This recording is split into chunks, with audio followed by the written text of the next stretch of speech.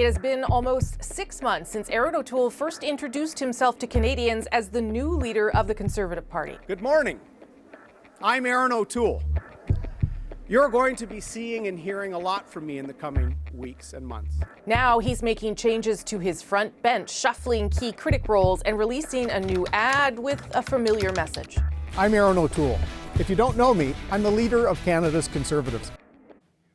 So is that message actually reaching Canadians? What do these changes tell us about the party's election strategy? It's Thursday, and I'm here with that issue. Chantal Hébert, Andrew Coyne, and Althea Raj. I'll admit that some of that gave me some flashbacks to the extraordinarily long convention that got him that job. I'd forgotten how long that was, but let's start.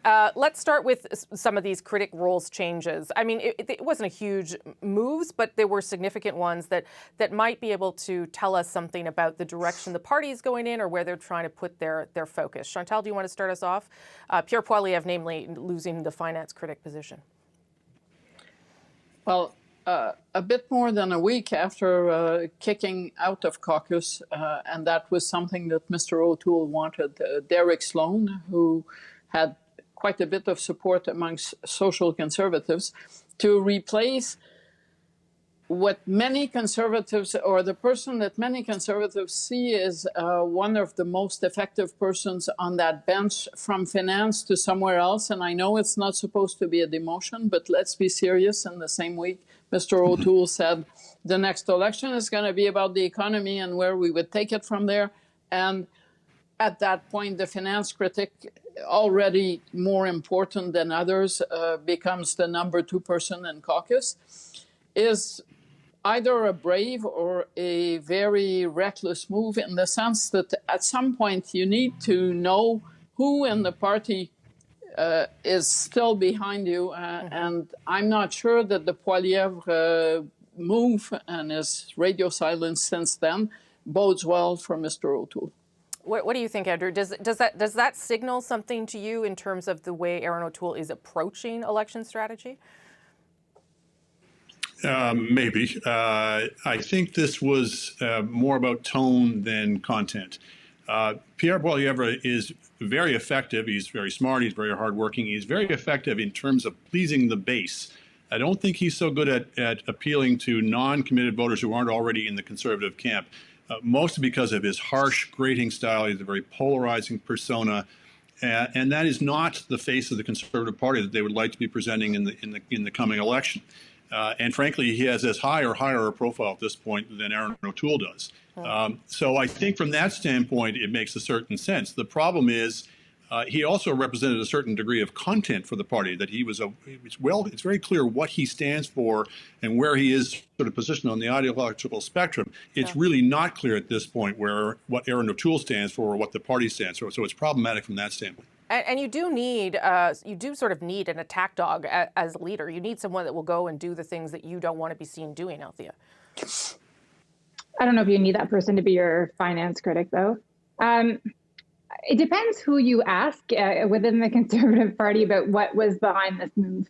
I agree. A lot of MPs believe what Andrew just articulated, that basically Pierre Poilievre speaks to a very partisan base that wants to stick it to Justin Trudeau, and that is not the message that they're hoping to appeal to women voters with, for example. And in comes Ed Fast, who's somebody from British Columbia, where the Conservatives want to win more seats, who looks like your grandfather and is a very nice person. And maybe that will be more attractive to female voters in Ontario. But at the same time, if you're going to take Pierre Poilievre out of the finance position, why are you leaving another attack dog, Michelle Rempel-Garner, in the health portfolio? So there are others within the Conservative caucus who believe that maybe this is about leadership politics. And Pierre Poilievre, who has a very high profile, is bilingual, maybe shuffling him out a little bit of the limelight is a way to go. We know that the O'Toole crowd did not want Peter MacKay to run again. Maybe this is just his way of solidifying his leadership over the party. Yeah, I will admit I've heard that too. Chantal, Yes, but at the end of the day, you're the leader of a shrinking party whose tent is not expanding. It's going the other way, whose base is becoming discouraged. And the core issue going back to that ad about Erin O'Toole introducing himself again, the problem Erin O'Toole has at this point is not introducing himself. It's not the ranks of the "we don't know who he is" that have been growing. It's the ranks of those who are saying we don't like who he is. And they're not thinking about Pierre Poilievre and others, because people who watch politics from the outside are leader-centric. So where that takes him, if it makes his leadership weaker, it divides the party more without some message that is policy-driven, I have to say I'm a bit mystified. And I am someone who does share the view that Pierre Poilievre does not sell well outside the base. But having a grandfather appointed makes you want to vote for the Conservative Party. Where do we start here? Can I just add that today, Erin O'Toole actually gave a speech where he said, "We are not your grandfather's Conservative Party." So it's interesting. I think maybe he meant to say, "We're not your father's Conservative Party, but maybe more like your grandfather's Conservative Party." Okay, but Andrew, where is Erin O'Toole at, though? And Chantal has mentioned this in previous panels in terms of how the pandemic has sort of limited opposition leaders' space during all of this. So how is he doing generally, if you were going to evaluate him right now? He's all over the map. Look, it's always a tough job being opposition leader. It's hard getting, airtime. It's hard getting focus. It's particularly hard in the middle of a pandemic. But his message has been so confusing and multifaceted. One day he is talking about how the Conservatives are a mainstream, moderate, pragmatic party. The next day he's railing, almost sounding like Donald Trump, against financial elites who have betrayed the country and talking about a Canada First agenda. The next day he sounds almost like a New Democrat. He's talking about how he wants to cozy up to unions, et cetera. He's got to pick a lane. He's got to figure out what his message is going to be and communicate that. And I don't think it has to be that complicated. He's not done well, but they're not in terrible shape. They're 1 point behind the Liberals in the last poll. There's a lot of disaffection with the Liberals right now, as there would be for any government that was in the middle of all this. There's some sense, certainly amongst some voters, that the Liberals have gone out too far to the left. So a sensible, moderate, pragmatic, conservative party, center-right party, is absolutely poised to take advantage of that. And that actually fits naturally with O'Toole's, I think, real persona. He just doesn't seem to be aware of that himself. Okay, quickly, Althea and Chantal on that. Then I want to do a quick round on Newfoundland, so quickly. I think one of the problems is we don't actually know who Erin O'Toole is. If he's not presenting the Erin O'Toole that he presented a year ago when he ran for the Conservative leadership. So I think it raises questions about hypocrisy and ethics. He didn't want Derek Sloan to be removed from caucus a year ago. And if it wasn't for Derek Sloan, he actually would not be leader of the Conservative Party. That introducing ad, frankly, should have been done last fall or even in late August after he had won the leadership of the party. And the message seems completely tone deaf. I mean, people are worried about their parents and grandparents dying of COVID. They're worried about their kids getting sick at school, and he wants to get the economy back on track. We're not there yet. And I think that a lot of people, I don't actually think this is a real ad. I cannot fathom that they would be spending money to put a lot of money behind this ad. I think they just want to change the channel from the attack ads that are already running on television and say this is a contrast ad, because it's terrible. Okay, quickly, Chantal. If I can just say that 6 months to a federal election, I think panels like this one, including this one, probably buried the leader of the official opposition, who then became prime minister, just for context. Yeah, that's good context. Okay, quick go around on what's happening in Newfoundland and Labrador. Definitely unprecedented. What does it tell us about the likelihood of an election federally, or the dangers, I guess, of taking this risk, even when you think you've got it all under control, Andrew? Well, I mean, there's two types of risk. There's the pandemic risk, and they're properly paying full attention to that, although I think this idea of only holding the election on election day in some of the ridings and not in the others is a bit cockamamie. But I think the more operative risk is where you're at in the polls. The Liberals are ahead by 28 points in the last poll I saw in Newfoundland. I think that's going to govern Justin Trudeau's calculations much more than the state of the pandemic is. Where is he at in the polls? Althea. I think that the potential that you would have an election that goes completely off the rails nationally would be too big a price, I think, for the federal Liberals to pay. I think in Newfoundland and Labrador, I mean, it's unfortunate, you never want these things to happen, but it's not unheard of that we vote on different day. I mean, we vote in advance polls on sometimes weeks apart from E-Day. What is concerning is that there is no end point. So I think that should probably be announced soon, because you can't have people believing that there is some political calculation going on with the date of the election. Chantal, last word. Running an election campaign is driving a narrative that gets you hopefully to victory. And the worst thing that can happen to that narrative is a sudden pause, an open-ended pause. I think it probably, beyond the 28 points lead for the Liberals in Newfoundland and Labrador, it should give federal Liberal strategists, those who are in the Hawks, let's go in the spring election camp, food for thought.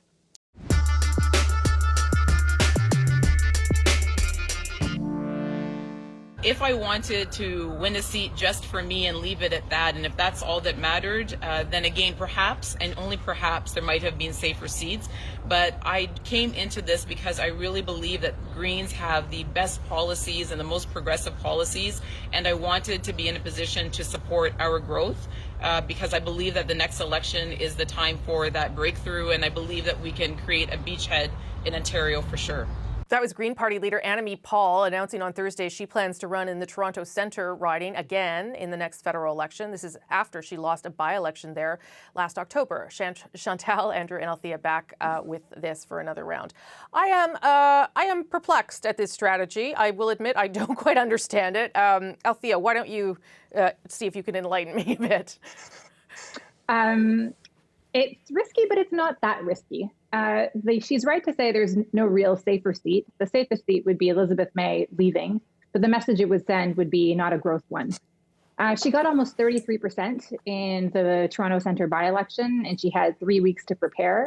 It is a very, very safe Liberal seat, and Liberal voters in Sandwich Gulf Islands basically have elected Elizabeth May in the last few elections. So it is not a crazy strategy to think that Liberal voters in that riding would decide to back a Black, strong female leader of a party, to have her in the House of Commons, bilingual. The messages that she presented, though, in her announcement were very interesting. In her speech, she never talked about climate or the environment. It was all focused on a guaranteed livable income, on precarious work, about housing. She is going after the NDP's lunch, and we cannot forget that. Yeah, let's talk about that as soon as I get everyone else to weigh in on this particular strategy. Again, it was Marcy Ian, who's a strong Black MP, and I think probably cabinet material. The government would consider her going forward. That's who won in the by-election. Chantal. The only advantage I can see is that she already has boots on the ground from the by-election, which would allow her to campaign nationally. But I am totally skeptical about the notion that you can take votes in a by-election that doesn't really matter and translate them into a strong foundation to win a seat in Toronto Centre.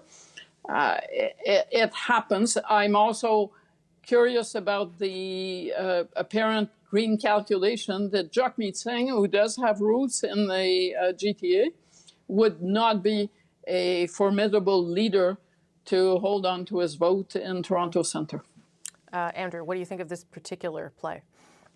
I think it's worth a shot. I agree with Chantal that you can't necessarily take your performance in a by-election and transpose that into a general election. They're very different things.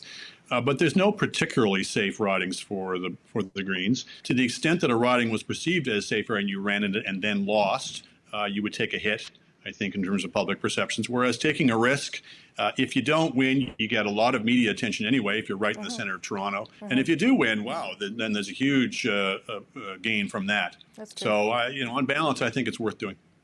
So let's just do one round on what's actually going on here with the NDP. Chantal and Althea have alluded to it. Certainly, it's what we're hearing as well, that there's a perception within the Green Party that there is space to take from the NDP some of their seats in urban centres. Althea, what is the reality behind that, do you think? Well, this is a very interesting, I would say, inner debate within the Green movement, Green Party. because, 25 years ago, the Greens were not like a left-wing NDP party. They were more like a PC party that was very environmentalist. And they're completely shifting strategy. I think that this is not where Elizabeth May was super comfortable. There are some things that she was comfortable with, like a guaranteed livable income. But it's clearly where Annamie Paul is more comfortable. And frankly, it is where the Green membership in the last leadership race told the party it wanted to go. It really wanted to have like a far left party. I think that they think that Jagmeet Singh is vulnerable, and they believe that they can be that alternative on the left. Even if he's vulnerable, though, Chantal, that assumes that those voters would then go to the Green Party and not just head off to the Liberal Party or wherever else they might decide to go. There's also this notion of vulnerability, and we are talking here about the fight for third or fourth place. We're not talking about the fight for government. I think the pandemic has actually helped the NDP on that score more so than just about every other party, in the sense that it has provided Jagmeet Singh with an opportunity to refocus on a couple of issues that will appeal to NDP voters without taking them outside the mainstream. So with that strategy, we're going to beat the NDP and take over that spot. I think maybe the thinking behind that is an election too late. Andrew, last word on that. What we know about voters on the left is that they're increasingly rootless. They'll shift back and forth between the Liberals, the NDP, and the Green Party. Partly you see a bidding war going on between those parties, which is pulling them all towards the left, but partly it's leadership focused. In the last election, Jagmeet Singh benefited from the fact that he had been written off so completely before the election that all he had to just show up and not fall over, and he was going to exceed expectations. And the Greens may be calculating that Paul is in something in the same position, not because she's being really downgraded, but because she's so unfamiliar. And if she's able to make an impression upon people, again, she exceeds expectations. Okay, thank you. Good conversation on that front as well. Appreciate it. Talk next week.